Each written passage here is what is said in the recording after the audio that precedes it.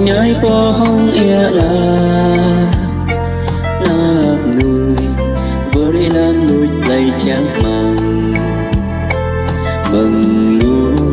nụ cá tôm thâu khoa vàng ngang mặt cũng chỉ ai tiền ngút tình khoa vàng nạp nhai trốn hè thì là mô say lấy lô lên người cao mình lẽ nắng hoa dám thuốc lấy địa lấy nằm chẳng biết lại nuôi xóa làm ngân la hoa dám lìa tí lăn lạc hoa trời bác lấy chẳng áp tôi chỉ chẳng được làm vì là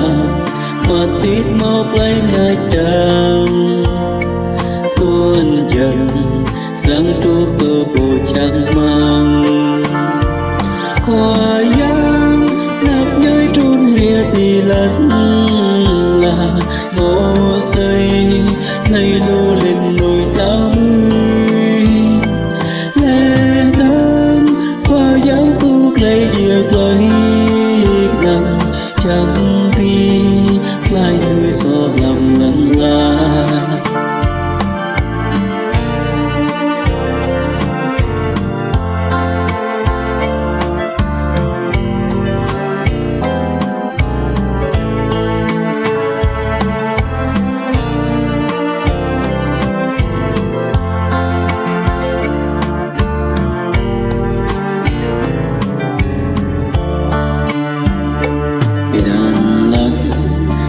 khó yang bắt thầy ta ai tiền cross năm lấy nắp rồng tục lời roạt nắp khó yang toàn chi nô cô tha ra nhiều tu lệ khó yang nắp nhai trốn rìa tì là mô xây này lô lên người cao mươi lẽ nắng khoa dám thuốc lấy việc lấy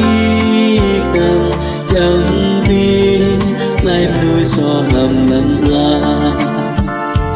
khoa dám nạp nhai trốn rìa tì là mô xây lấy